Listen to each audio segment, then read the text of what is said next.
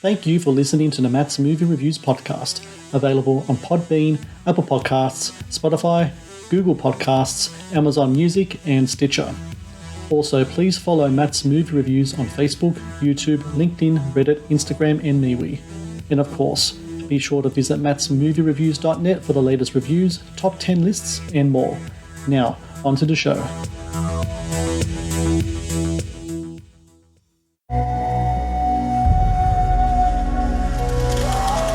He descubierto en la región oriental, provincia de Morona, Santiago, dentro de los límites de la República del Ecuador, objetos preciosos de gran valor cultural e histórico para la humanidad. Me he dedicado a rastrear el origen de la humanidad para saber el por qué estamos en esta tierra. Un aventurero, un cazador de fortunas, un tipo poco serio, un estafador. Ese increíble descubrimiento que, digamos, a todos nos había dejado con la boca abierta, ¿no? Buscaba el mundo subterráneo y lo encontró. El gobierno quiere tomar control y no sabe cómo. If they find something precious, that they would be killed. ¿Qué se llevaron?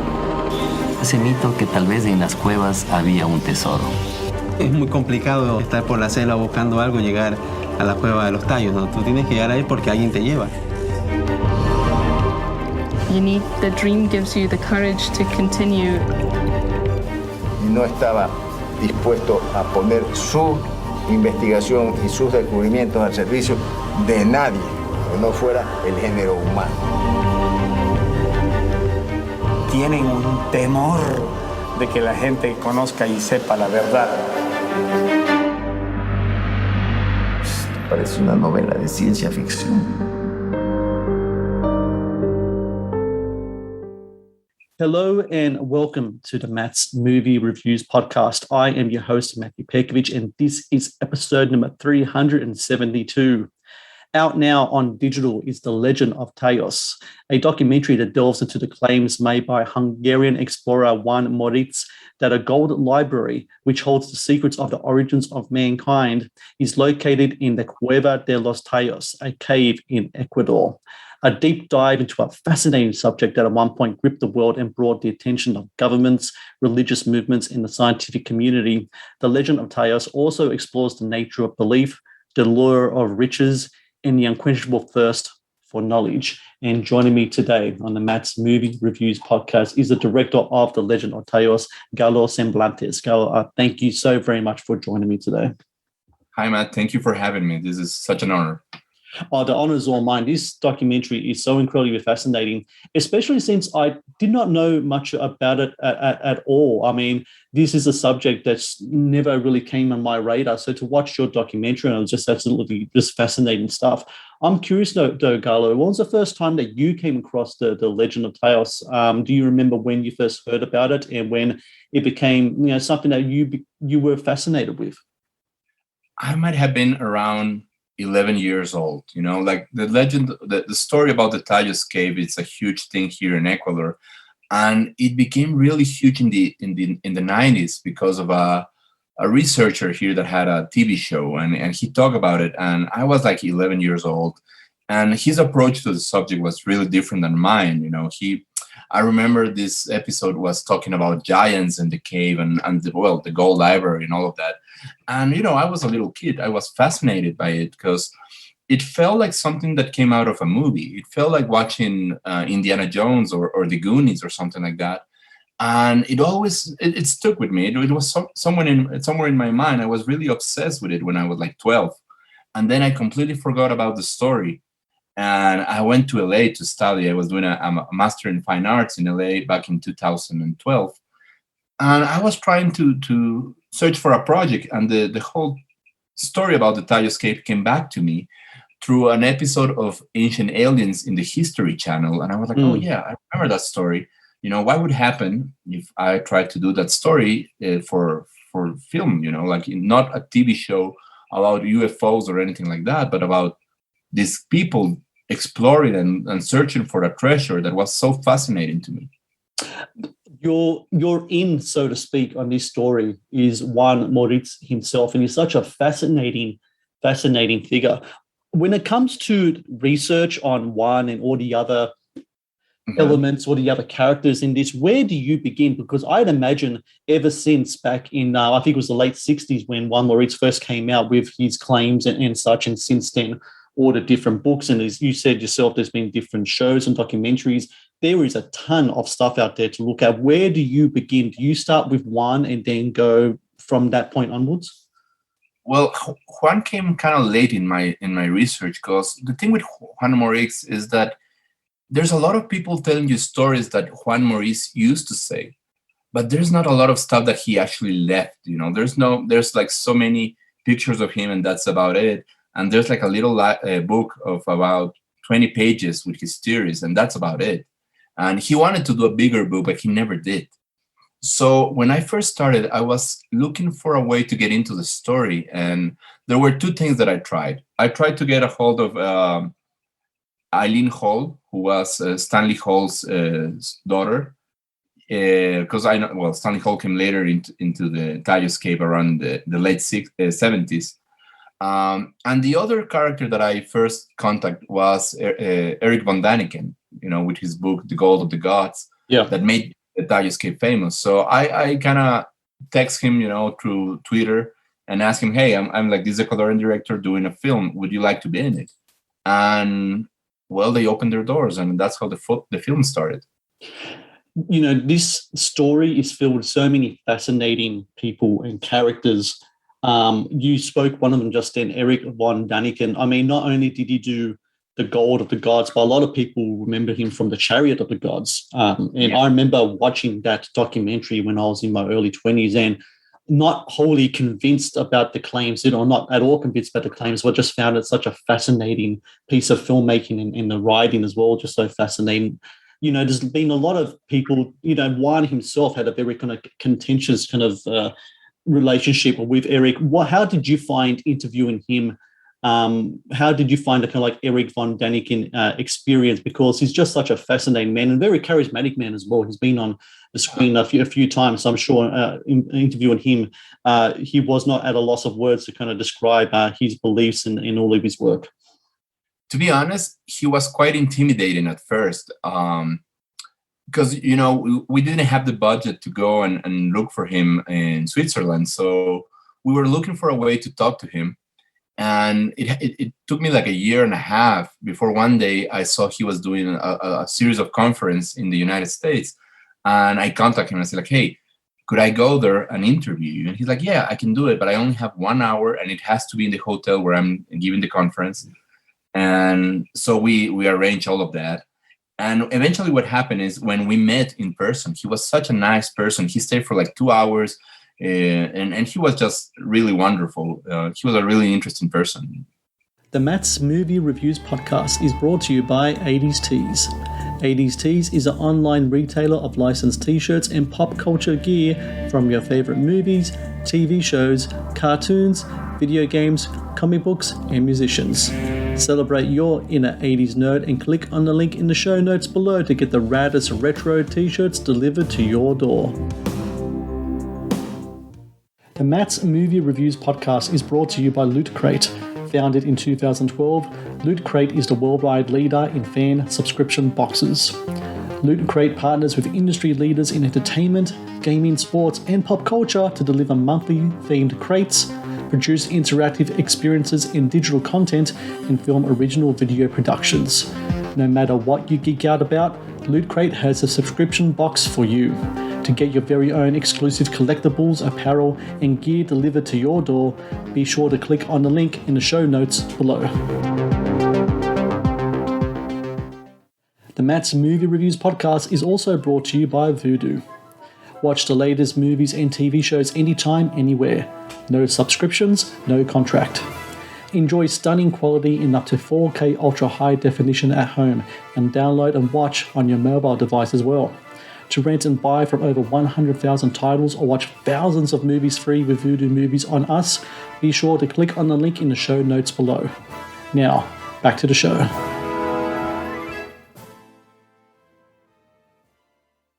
The movie is fascinating in that there is so much archive footage here, things that I haven't seen before, photos and video of different expeditions over the years. There was that famous one in the mid-70s, of course, which was put together by Stanley Hoare, who was a Scottish engineer and involved Neil Armstrong, of all people. And this was like several years after he walked on the moon, so his celebrity was very high at the time.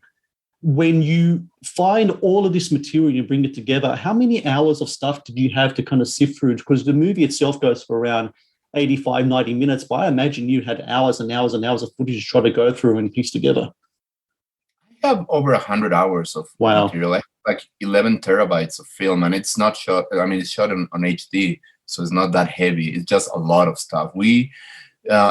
When we started the film, I wanted to talk to all the people related to the expeditions and to Father Crespi, who was a big character also in the story. And so there was a lot of people from museums in Ecuador. So we interviewed over 40 people, maybe even 50. I'm not sure. It's so much stuff. And some of these interviews went for hours. So we have a lot of footage. We have so much stuff in it. Considering the amount of footage you have in the runtime of the movie, is there a possibility in the future of maybe an expansion of the story? Could you envision maybe, I don't know, whether on a DVD packaging or maybe perhaps online short kind of films that delve further into this subject, considering all the material that you have? I always thought about the DVD packaging because I knew there was so much stuff that wouldn't fit in the movie. Yeah. But you know what happened? We recently released the film in theaters here in Ecuador, and I've been in a couple of interviews and stuff. And this thing about the second movie or a continuation of the film keeps coming up, and it's starting to get into my mind. Like I do have a lot of footage. I'm not sure what kind of shape it would have. But yeah, I know I totally have the stuff to make a second film with this. I'm trying to, it's been 8 years of working in this film. So I'm trying to take a little break before actually thinking of what's my next step for this. It's so interesting. This story starts back in 1960s and it all continuously pops up through the years because it's such a fascinating one. I'm curious, though, when it comes to the younger generation of Ecuadorians, do they know much about the Cave of Tayos? Do they know about Juan Moritz? Do you think that your documentary is going to be that opening introduction to the subject for a lot of people in your native country? It's funny you ask, because when I started the film, there was not a lot of stuff going on around the Tayos Cave story. And then eventually it started coming up, and now I find people talking about it on TikTok, and there's a lot of young people actually going and watching the film, which totally surprises me. You actually go into the caves themselves. It's such fascinating footage in the movie of yourself and your team delving into this it's such a subterranean world. I mean, it does feel like another world, and I think you can imagine why so many people's imaginations just come alive to different type of theories of what's down there and the claims made by Moritz. When you went down there and you're taking in all that's around you, what type of feelings is going through your mind, especially considering the fact that, you've been researching this for such a long time? I'm sure the words of Juan Moritz and other people are running through your mind as you're letting this new world around you kind of sink in. Absolutely. I mean, I was gonna say that, like, when I finally got to the cave, it was like maybe 2 years into the movie, and I've done so much research. I read so much about it, and like every single person that went into the cave, they normally write a book or a diary, or like it's such a strong experience. And so I read all of that, but when I got there, it still surprises me how huge it is. It's like you're so tiny inside this cave, and you're in the, like, it's like a huge cathedral, and it's mesmerizing. It's such a strange feeling, when I first got there, it was intimidating, but when you get inside, it's such a peaceful place.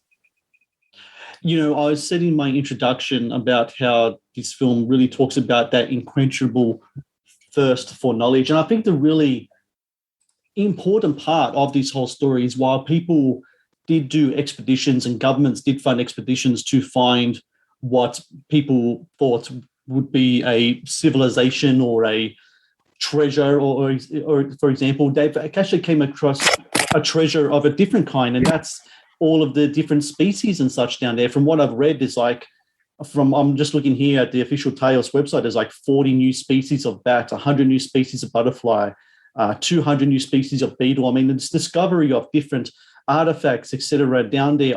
Even though this exploration, these expeditions into this cave, world was brought about by people hoping to find something otherworldly, we actually found something that's so important to our own world, didn't we? I would love people to value that, like it's such an interesting place, an important area for preservation as it happens in the movie later on. I really believe it should be like a national park, and it should be protected because there's so much mining in the area that it's such a risk for the area and for the all the species and all of that and all the stuff you were mentioning. It's really important because that's what happened in the 1976 expedition, and most people don't know about that. But yeah, they discovered so many species, there were so many biologists doing this research. It was massive.